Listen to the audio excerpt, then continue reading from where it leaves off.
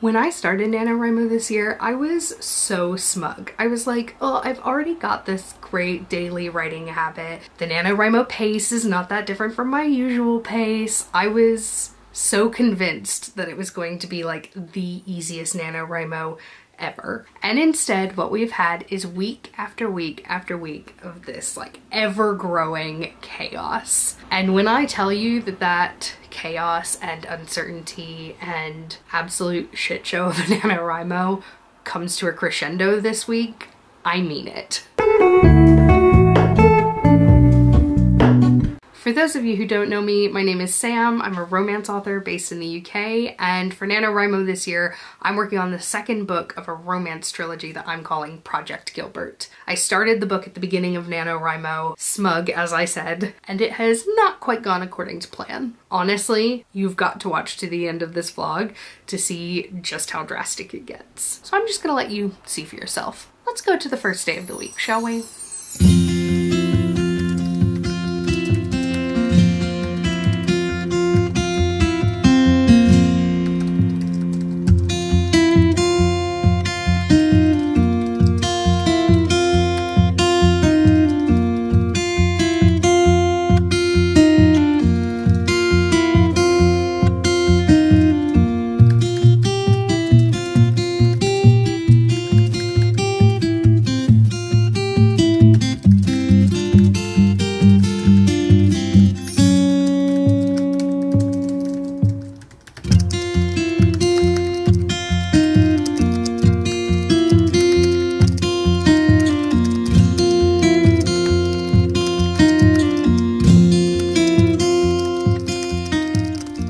Day 15, check. I just hit 1,800 words exactly. Even numbers like that never happen to me, so I am here for it. So yeah, I wrote about 150 words more than I needed to, which is great. I've got a little bit of time left in the sprint. I was also thinking as I was writing, because my brain is so good at multitasking, that when I do the structure stuff tomorrow, I want to be able to map it out really clearly. So I am going to use post-it notes. If you've seen any of my videos where I've talked about pacing, whilst I've done a lot of that for the individual characters, it's time that I start doing that for the story, because that's what's going to help the reader feel like they're moving in a purposeful direction. So for example, I've got one character that is on this trip because a family member of hers who passed away asked her to go on this trip, asked her to spread some ashes somewhere. So obviously one of the things is getting to the point where she wants to spread the ashes, but also there's this element of familial expectation and how her current relationship status plays into that. So the ideal pinch point is going to be one that incorporates the spreading of the ashes, the internal character arc as it relates to familial expectations, and something to do with her relationship. And she's just one character of sort of three primary characters. And so I need to be thinking about, okay, at that pinch point for her is those things, what is an event that covers those three things for her, but also covers the three things for another character and the three things for another character? Because you can't have like three different climaxes within the book. You need to make sure that your climax is serving multiple plot arcs at the same time. So I need to do that thinking over the next day before I can effectively share it with you. But I promise you, we're gonna really dig into it then. In fact, for you, it's gonna be like 4 seconds, 3 seconds, 2 seconds, 1 second. Hello and welcome to day 16 of NaNoWriMo from me and my stalker back there, who is looking very sad because he's just had a giant TREAT and thinks he's going to be getting another one. Anyway, I am just doing the usual. It's probably really boring me telling you like what I'm working on from a writing perspective every single day, which is just new words trying to hit 1667, but that's the nature of NaNoWriMo, I guess, and that's kind of what a writing habit is like. It's just always the slog. And without giving away parts of the plot, I can't really give you any more detail than that. However, as promised, we've got a little bit of a treat tonight because we are going to be doing some planning. I'm actually going to do my writing first before we do that because I'm in the middle of a scene where I feel like I have a lot of good clarity around what needs to happen. So I'm gonna do that first and then I'll come back and we'll do our plotting.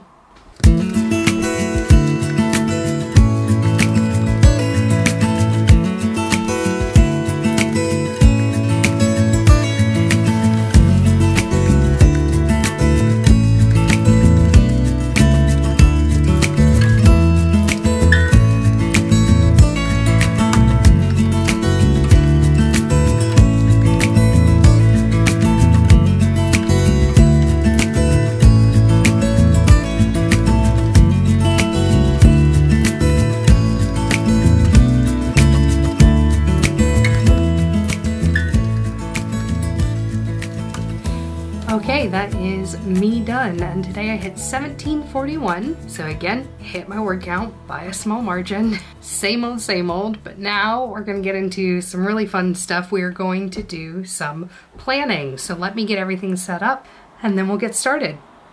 Okay, so I attempted to find the flattest surface in my house, and the best I can do is this lovely 90s Artex wall. I'm gonna be honest, there's really no way to do this without being super spoilery about the book that I'm working on. So I'm basically gonna tell you the whole story. I'm hoping that by the time this book actually comes out, you will have forgotten it or it will have changed enough and you'll still enjoy the story. But in order to do this effectively, I've got to hit all of those beats for the story, and so that's what we're gonna do. I actually started by creating individual post-its for all of the story points for each character that I wanted to incorporate, and then I very quickly scrapped that idea because it was getting way too granular and I found myself over plotting. And remember, that's what I'm trying to avoid here. I want to give myself room to discover that as I go. So I scrapped those post-it notes and instead I've just done some basic beats. I've got my 3 different color post-its.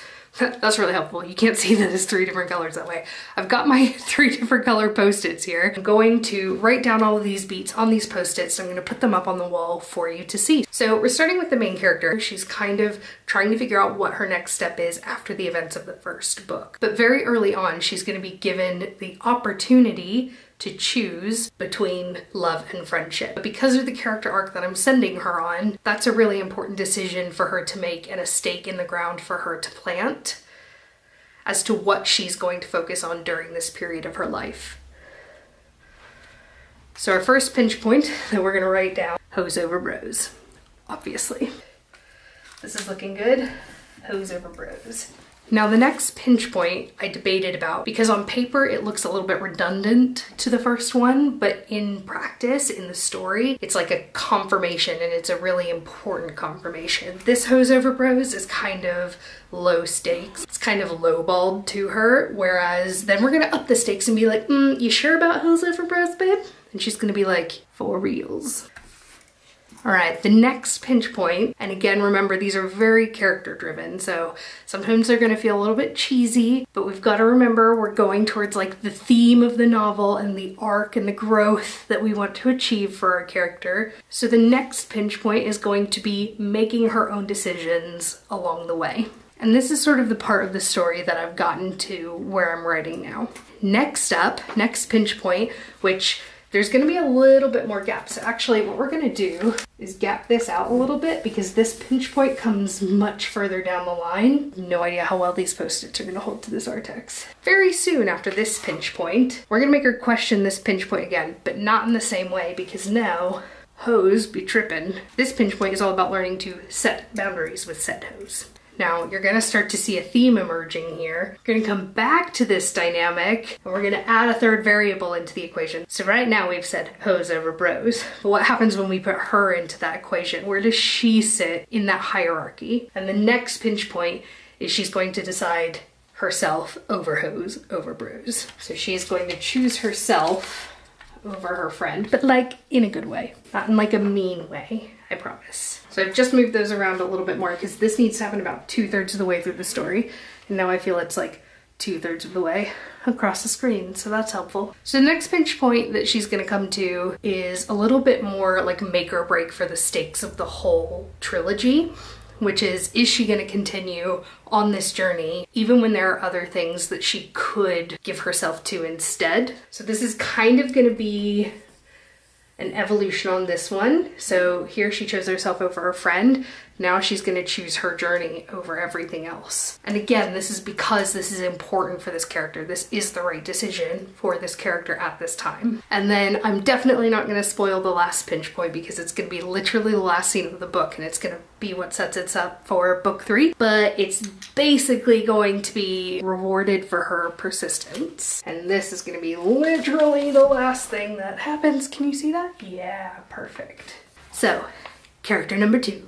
So the first pinch point that this character is going to come to is very early on. It's actually even going to be slightly before our main character's first pinch point. So it's going to go right here. And this is going to be to accept rejection as direction. This character is, spoiler alert, said ho.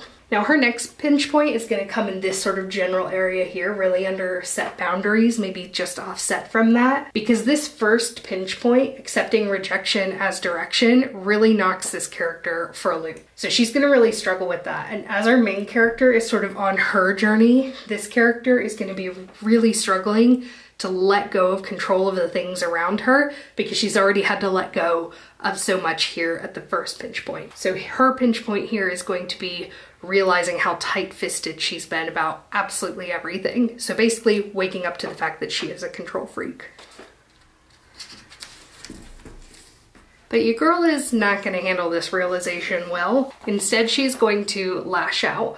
Now, part of what she's doing and what she's holding on to so tightly is this sort of pilgrimage that she's on for a member of her family. And basically what she's going to do here is, in a bit of an emotional outburst as she realizes how controlling she's been, she's going to not just let go of all the unimportant things she's been trying to control, she's also going to almost childishly let go of this actually very important thing that she's been trying to do. So we're going to call this lashing out and ruining the pilgrimage. And this is going to come very, very quickly after this pinch point. So things are going to escalate really, really quickly here. And you can see actually quite nicely how this one, lashing out, ruining the pilgrimage, is going to set our main character up to choose herself. Actually, I quite like her choosing herself is almost a catalyst for this lashing out. See, these are the things we're able to do once we start to put them up on the wall and visualize it. We're able to see the temporal relationship between these things and decide on the timeline that makes the most sense for the characters that we've developed. Her next pinch point also going to come very, very quickly. Things are happening a lot for this character at this stage and serving as a lovely mirror for our main character. That next pinch point is going to be she's going to get back with an ex-boyfriend out of a fear of abandonment. So when our main character chooses herself, not only does that cause this lashing out, but it's also going to cause her... In fact, that's kind of the same pinch point, isn't it? It's part of that lashing out. So she lashes out, she ruins the pilgrimage, and she gets back with her ex. So we're going to call that all one pinch point. Actually, I think that makes a lot of sense. Now, this character's final pinch point is going to come late in the story, and that is that she's going to correct some of the things that she's done here, both when it comes to the pilgrimage that she's on and also when it comes to using her ex out of a fear of abandonment, correcting her outburst and looking inward. And last but not least, character number 3. This actually is going to be our very, very first pinch point. This third character is this person's ex. So actually what's going to happen at the very beginning is he's going to break up with her. And now keep in mind that this is not just a plot point, this is a pinch point for him, because there's a lot of stuff that happens prior to these post-it notes that's kind of building up to that. And some of it has happened off screen, so to speak, before the book starts, and you hear about that secondhand from this character, but actually a lot of that happens on the page as well and in the interactions between this character and our main character. So it does serve as the first big pinch point of the story. This character is a little bit different because these two characters are sort of our main characters that we follow throughout the story. And so the pinch points here are a little bit less defined and the character arc is frankly just less important. But at the moment, this person's next pinch point is going to be to choose to stay in his home country, because this whole book is happening in his home country, which is not their home country. So he's going to choose to stay in his home country, which is how his path is going to continue to cross with theirs. And this is, again, why this exercise is so important, because I'm looking at this and going, okay, is this just a plot point? Is this just something that I need to happen to be the catalyst for one of these other things? Or is this a pinch point in and of itself? And as a writer, that's kind of my job, is to make this a pinch point, because this character needs to be well fleshed out. It's our third most important character in the story. There needs to be believable motivation there. And the interactions with this character prior to this will have been really substantial. So this decision should be substantiated. So yeah, it needs to be a pinch point. And even if I don't necessarily understand now how I'm funneling it, I need to make sure that in the reading experience, it feels inevitable and important. So this one's kind of a to-do item for me. At the moment, I'm thinking this is gonna come, cover up my light switch there, actually really close to this one, because part of what's happening here is going to be the stakes that make this second hose over bros decision be another pinch point for our main character. Now, this character doesn't really have another pinch point for himself for a while in the story. In fact, the next thing that he's going to do is going to be, as you will know from this pinch point, getting back with his ex. What is happening for him during this whole time that makes him willing to get back with her? And that open-endedness is not a problem. That is what I'm looking for. So we've got to find our why here, but we know the when, and that is at the same time as all of this. So this is turning into a really big moment in our story as well. And again, it's about at that 2/3 mark, which is a good moment for that. Now, his last pinch point, I'm gonna be honest, I don't know exactly what this is going to be. I had decided in my original planning, if you saw the video where I was like showing my journal and the triangles I was creating, that he was gonna enroll in university. I thought that was gonna happen much earlier in the story. I've changed my mind on that. But honestly, this could be any kind of like big life change that involves investing in himself. So I'm just gonna put big life change / self-investment as a pinch point right here towards the end. This is going to be a little bit of a consequence of this character correcting her outburst, which you can read between the lines, means they're going to break up again, but in a way that's healthy for both of them. That's it. Honestly, it feels so good to see this up on the wall and like visualized. I'm gonna have to take a picture of it. I don't have to take a picture of it, I'm literally filming it right now. There you go. As you can see, there are really clear areas where things are setting themselves up nicely. So like here at the beginning, you've got this, which causes this, which causes this. And then you've got spots like this, where everything's sort of happening at once. So this is a really good place for that sort of multi-arc payoff. And then you've got places like this where again, you've got actions cascading downward. Now, I'd also like to point out a nice unintended consequence. And I really could say that I planned it this way, but I'm not gonna do that because that's a lie. This has actually just worked out really nicely. Our main character is on a journey of really embodying who she is and figuring out who she is and creating that agency within herself to make her own decisions and know what she wants for herself. Where is she in this series of events? She's at the end of it. Other people are doing things that are causing her to make decisions as a result. Where is she at this series of events towards the end? She's at the beginning. She's the catalyst. She's the one that's making decisions that's causing a series of events. This is symmetry. This is beautiful. I love this. This is like ultimate character arc happening right here. Okay, I am gonna take some pictures and then we're gonna go back into the office. I was really worried going into doing this exercise that a lot of the stuff I've already written I was gonna have to scrap. And yes, there are a couple of really big changes that need to be made, a couple of things that need to be shifted around. I don't actually think that what I mentioned before about having to move my scene that happened early on to the climax, I don't think that needs to happen anymore based on what I've just done. I think that the climax is going to be something a little bit different based on the pinch points I've identified that are kind of aligning. So I feel really confident that like, despite the fact there will be edits, the stuff that I've done is good work still and it's not going to waste. And now I'm able to move forward with the confidence that I'm going in the right direction or in any direction at all. So yeah, all my pinch points are sorted. I met my word count for the day. I would say that's a pretty productive nano day. Now I'm going to go have a very unproductive lie in front of the television.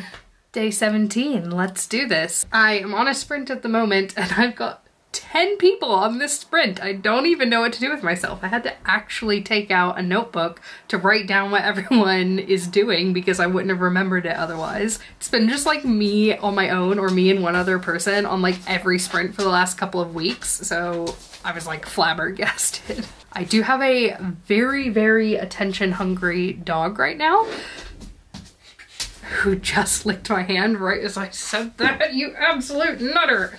Need to try to calm him down a little bit and then focus on my writing. He's like completely disassembled his bed back there. He just is like not having it. He does not want me to sit here and write. He wants me to play with him, don't you? You want to play with mommy? I'm feeling really good after all the planning that we did together yesterday. I have decided to just keep moving forward rather than going back and focusing on fixing the things that need fixing. That is a non-NaNoWriMo problem. Anyway, let's get started.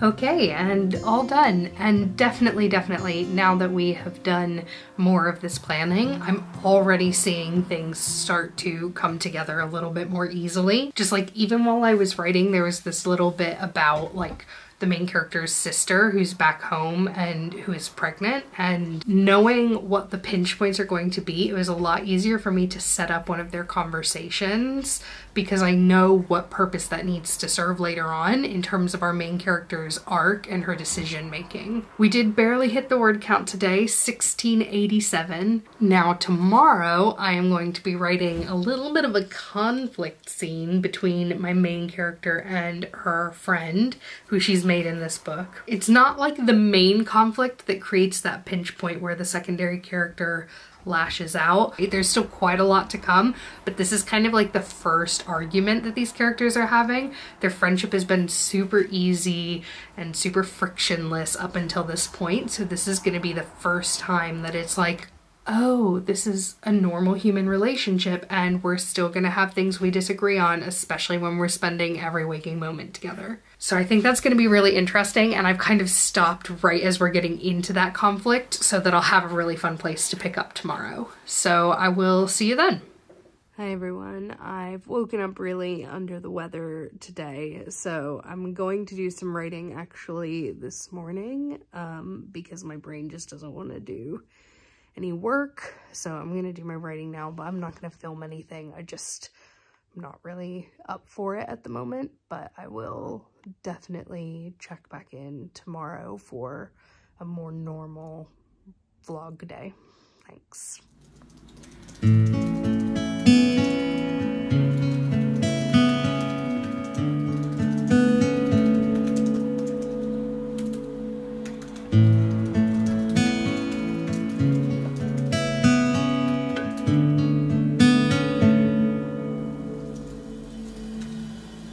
So it is Saturday. I'm still not feeling very well, quite under the weather actually, which is ironic because the weather is beautiful outside, or it was. It's getting dark now. I did still do some writing, as you will have just seen. I filmed a tiny bit of B-roll, but yesterday and today I decided to put off that confrontation scene that I was gonna write because I really wanted to get that right. My head was just so fuzzy. So I skipped ahead to a bit that I sort of conceived of after the planning that I did, which is like a good 10% further in the story. So starting to tee up a bit more for that really big moment where lots of the different arcs intersect. And I did that because it was an easier bit to write. It wasn't emotionally fraught. It was a lot of action and a lot of really clear, descriptive things to write.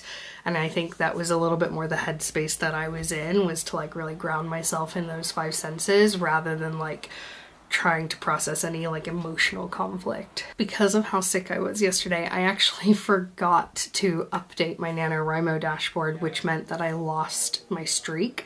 And it also meant that when I sat down to write today, I just had no idea what I was doing and just kept writing in the same document. So I have 3,343 words between yesterday and today. I think that's just enough to scrape word count for both days. I don't know if it's because I feel really sick or if it's because of the story, but I'm not feeling quite as excited as I thought I would after all that planning work that I did. I was feeling so good about it, and now just getting back into what I've actually written, I feel like I'm really slogging through it. So I'm trying to just push through that, but it's difficult. It's hard to like go from like a high like I felt after I finished that prep work of like feeling like I had really good direction, and then sort of get right back down into the weeds and feel completely lost all over again. It is hard. It is definitely hard. And Nano is a slog, and writing every day is a slog. And anyone who tries to tell you differently is wrong or a unicorn. So I don't know what I'm going to do about that, but frankly, that is tomorrow Sam's problem. And hopefully I'll be feeling a little bit more chipper when I see you tomorrow. It is day 20, and spoiler alert, I am not more chipper. Let's talk about the elephant in the room. I am wearing the same top as yesterday. It was clean when I put it on yesterday, and then we had some friends over for lunch today and then went for a dog walk, and the outfit that I was wearing got very dirty on our dog walk because it was quite muddy. So I'm back in my top from yesterday. Like I said, not really feeling more chipper. I'm feeling physically a lot better than I was yesterday, but not any better about the story. And I am really tempted to just keep going with the bit that I jumped to, but that's not the right thing to do. I need to go back and try to fill in this gap. So I'm gonna try to center myself and get into the emotions of the characters so that I can write this conflict scene. So I'm gonna get myself in the zone and try to achieve that, and we'll see what we can do.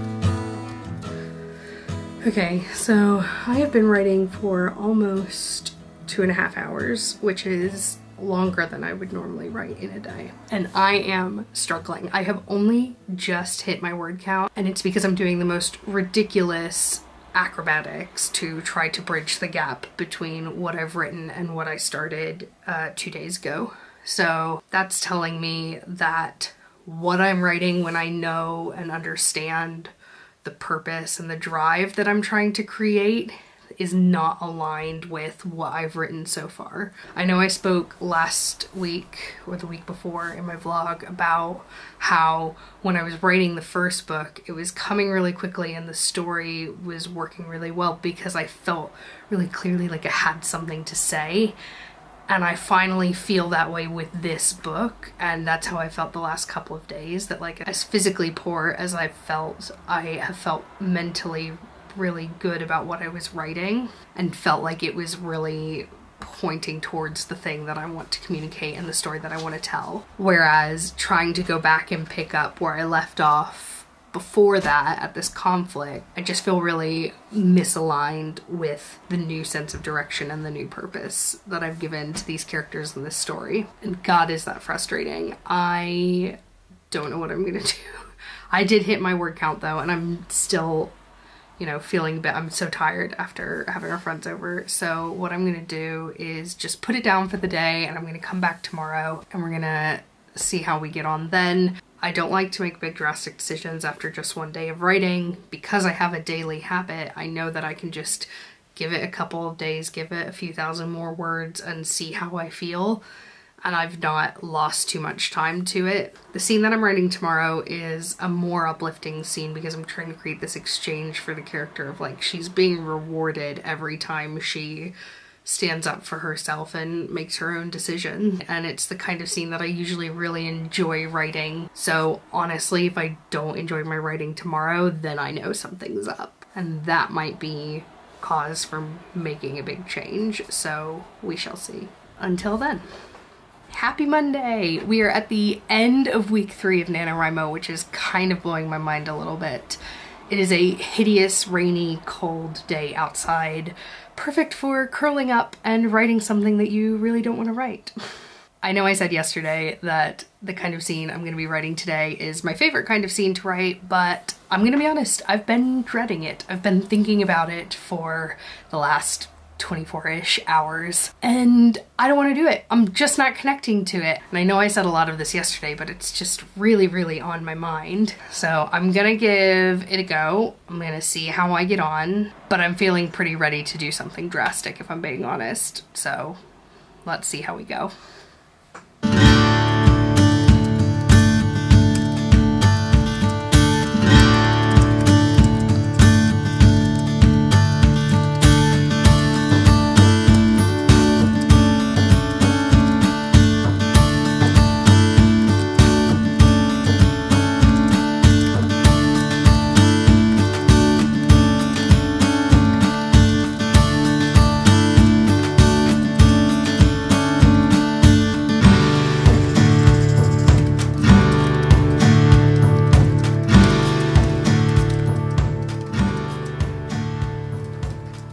Okay, so I finished, hit my word count, got through my scene, kind of achieved what I wanted to achieve, and I hate it.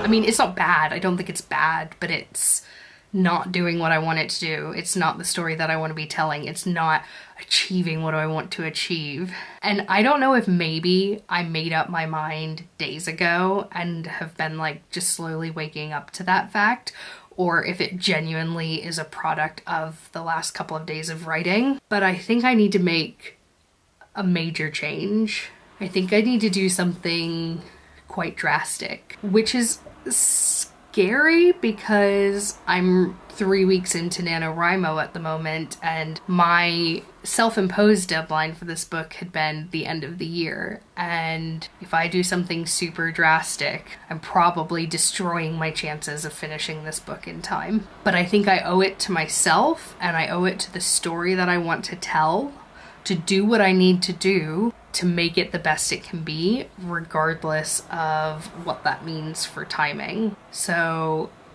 I think I'm gonna do something that's going to blow up my entire NaNoWriMo. Well, shit.